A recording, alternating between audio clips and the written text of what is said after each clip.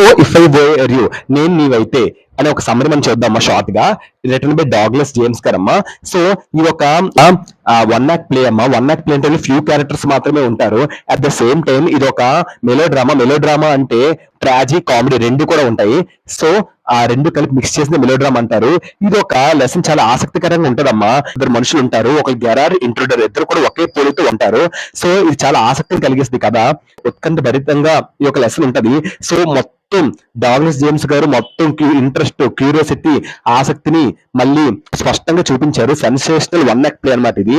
So ఇది ఒక rehearsal హాజరైనందుకు రచయిత గెరార్డ్ ఇంటి నుండి బయలుదేరేటకు సిద్ధంగా ఉంటాడు. అప్పుడు వెంటనే ఫోన్ లో ఎవరితో కొంతసేపు మాట్లాడతారు గెరార్డ్ పాపం. వెంటనే తన వెనక నుంచి ట్రావెల్ బ్యాగ్ బట్టలు సర్దుకొని ఉంటాడు. వెంటనే ఆ వస్తువులు సర్దుకుంటుంటున్నప్పుడు సడన్ గా ఆ సమయంలో కుడి చేతి వైపు రైట్ హ్యాండ్ సైడ్ ఎవరో దొంగలు వచ్చినట్టుగా ఇతను గ్రహిస్తాడు. ఒక ఇంట్రూడర్ వచ్చినట్టుగా ఇతను గ్రహిస్తాడు. అప్పుడు లోపలికి వచ్చిన ఆ దొంగను చూసి గెరార్డ్ ఆశ్చర్యపోతాడు. ఎందుకంటే అతను అన్ని విధాలుగా తనలాగే ఉన్నాడు. గెరార్డ్ ఆ దొంగను చూసి, ఇంట్రూడర్ చూసి తన రివాల్వర్ ఉండటంతో గమనిస్తాడు. దొంగ నుంచి రివాల్వర్ తో గెరార్డ్ చేతులు పైకి ఎత్తమని చెప్తాడు. అప్పుడు గెరార్డ్ లోనకు వచ్చిన వ్యక్తి ఒక నేరస్తుని గ్రహిస్తాడు. అప్పుడు వెంటనే తుపాకీతో తన గన్తో తను బెదిరించినప్పుడు గెరార్డ్ ఏమాత్రం కూడా భయపడకుండా, ఆత్మధైర్యాన్ని కోల్పోకుండా ఏం చేస్తాడంటే చాలా తెలివిగా, చాలా విట్టిగా, చాలా ప్రశాంతంగా, ఆశ్చర్యకరంగా ఆ వ్యక్తితో చాలా ప్లెజెంట్ చాటింగ్ అంటే చాలా ఆనందంగా మాట్లాడుతుంటాడు. సో వెంటనే ఆ వ్యక్తి గెరార్డ్ ని కుర్చీలో కూర్చోబెడతాడు. సో అప్పుడు వీరిద్దరి మధ్యన మాటలు సాగుతుంటే, కాన్వర్సేషన్ సాగుతూ ఉంటది. ఒంటరిగా ఇతను తెలుసుకుంటాడు, గెరార్డ్ ఎప్పుడు కూడా ఒంటరిగా నివసిస్తూ ఉంటాడు. అతనికి ఒక సొంత కారు కూడా ఉందామని చెప్తాడు. అప్పుడు ఆయన గెరార్డ్ ఫస్ట్ టైం నాకు ఏ కారు లేదని చెప్పగా, నీ కారు ఉంది నాకు తెలుసు, నేను చూసిన నాకు ఉంది కారు అని గెరార్డ్ అప్పుడు చెప్తాడు. మరొక ఆసక్తికర విషయం ఏంటంటే ఇక్కడ తెలిసింది ఏంటంటే గెరార్డ్ ఒక తెలివైన వ్యక్తి. ఆ విషయం ఇంట్రూడర్ తెలియదు. ఎందుకంటే అతను ఎప్పుడు ఇంట్లో నాటకాలు రాస్తుంటాడు కాబట్టి అతనికి తెలివి అలా వస్తూ ఉంటది. సో తరచుగా అతను ఇంట్లో మరియు ఇంటి నుండి బయటకు వెళ్తూ ఉంటాడు. కొన్ని రోజులు ఇంట్లో ఉంటాడు, కొన్ని రోజులు ఇంటి బయటికి వెళ్తూ ఉంటాడు. సో అంతేగాక ఆ గెరార్డ్ తన వ్యాపారవేత్తలతో ఎప్పుడు కూడా ఫోన్ మాట్లాడుతూ ఉంటాడనమాట.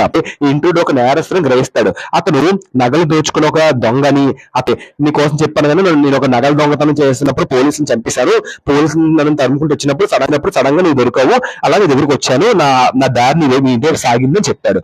అన్ని విధాలుగా తన వల్ల ఉన్న గెరార్డ్ని చంపి నా వెదను గెరార్డ్ అని లోకానికి అందరికి చెప్పుకుంటున్నప్పుడు నన్ను ఏ పోలీసులు పట్టరు, హాయిగా బతుకుతానని, ఏ ఆందోళన, ఎటువంటి నాకు కష్టాలు ఉండవు అని చెప్తాడు. ఫ్రీడమ్ గా ఉండొచ్చు, ఫ్రీగా ఉండొచ్చు అని అనుకుంటాడు. అప్పుడు గెరార్డ్ వెంటనే ప్లాన్ వేస్తాడు. ఏం ప్లాన్ వేస్తాడంటే ఆ దొంగని ఎంత తెలివైన వాడు కాదని ఏమని గమనిస్తాడంటే, బలవంతుడు తెలివైన వాడితో గెలవడం చాలా కష్టం అమ్మా. సో శ్రీకృష్ణుడు చాలా తెలివైన వాడు. శ్రీకృష్ణుడి కంటే బలమైన వాళ్ళు చాలా మంది ఉన్నారు, కానీ శ్రీకృష్ణుడు ఎవరు జీవించలేదు. ఎందుకంటే శ్రీకృష్ణుడు తెలియని వాడు, ఎవరినైనా కొట్టొచ్చు కానీ తెలివైన వాడిని మాత్రం బలవంతుడు కొట్టలేడు. సో అందువల్ల ఏం చేస్తారంటే రకరకాల ప్లాన్స్ వేసి అతను తెలివైనవాడు కాదని గమనించి, అండ్ ఆత్మవిశ్వాసం కలవాడు కాదని గమనించి, ఇతను మూర్ఖులని గమనించి, ఇతను ఓవర్ కాన్ఫిడెంట్ వాడిని గమనించి, తెలివితేటలతో అదేమని చెప్తాడంటే ఒక నిజంగా అసలు అబద్ధం అది నిజంగా చెప్పి ఏమని చెప్తాడంటే, నేను కూడా ఒక దొంగ, నేను కూడా ఒక నేరస్తుడిని, నేను కూడా ఒక అతన్ని చంపాను అని చెప్పి తను పోలీసులు నన్ను కూడా వెతుకుతున్నారు, సో ఇంట్రూడర్ చెప్తాడు. సో నన్ను చంపితే ఆలోచన నీకు మరింత కీడు ఇంకా వస్తే తప్ప నా వల్ల నీకు ఎటువంటి ఉపయోగం లేదు, నన్ను చంపితే ఇంకా నీకు నరకం, నీకంటే ఎక్కువ కేసులు నా మీద ఉన్నాయి, నన్ను కూడా పోలీసు ఎదుగుతున్నారు, నేనేమైనా మంచోడు అనుకుంటున్నావా, సో నువ్వు చెడ్డోడు నేను మంచోడు అనుకుంటున్నావా, నేను కూడా చెడ్డోడు, నీకంటే చెడ్డోడు నన్ను చంపి నీకు ఎటువంటి సుఖం లేదు, సో మర్యాదగా నన్ను వదిలే అని చెప్పగానే అలా నెమ్మది నమ్మిస్తాడు. గెరార్డ్ చెప్పిన మాటలు నిజం అనుకొని ఆ దొంగ నమ్ముతాడు. అప్పుడు ఏం చెప్తాడు, ఈలోగా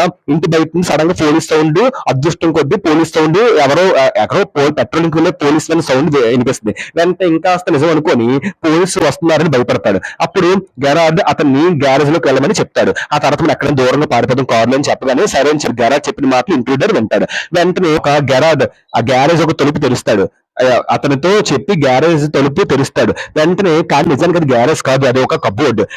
దానిలోకి అతన్ని గెరార్డ్ బలంగా లోపలికి నెట్టి వెంటనే తలుపు మూసి తాళం వేసేస్తాడు. అప్పుడు తెలియక లోపలికి వెళ్ళిపోతాడు. వెంటనే సమాచారాన్ని అతని ఫ్రెండ్ కి ఫోన్ చేసి, నేను రిహార్సల్ కి రాలేను, నేను రిహార్సల్ కి వస్తున్నప్పుడు సడన్ గా ఒక దొంగ వచ్చి నన్ను నన్ను వెనకాతల నుంచి థ్రెటన్ పెట్టాడు, ట్రబుల్లో ఉన్నాను, మనం రిహార్సల్ రేపు చేద్దాం, కానీ ఒక సహాయం చేయాలి, ఆ దొంగ నేను చాకచత్యంగా కబోర్డ్ లో పెట్టి బంధించాను, నువ్వు వెంటనే పోలీసులు తీసుకుని రా, పోలీసులు బార్ లో ఉంటారు, సర్జెంట్ పోలీసు బార్ లో ఉంటాడని చెప్పగానే ఆ ఫ్రెండ్ పోలీసులు తీసుకొని వస్తారు, పోలీసులకు ఆ దొంగను పట్టించేస్తాడు, అతను తీసుకొని వెళ్తారు పోలీసులు. ఈ విధంగా గెరార్డ్ మంచి ట్రిక్ ఉపయోగించి ఆ కొన్ని తప్పించుకుంటాడు, జాగ్రత్తగా మరియు తెలివిగా ఆలోచించి ఆ వ్యవహరించి ఆ గెరార్డ్ తన ప్రాణాలను కాపాడుకుంటాడు. ఈ విధంగా కథ సుఖాంతం అవుతుంది.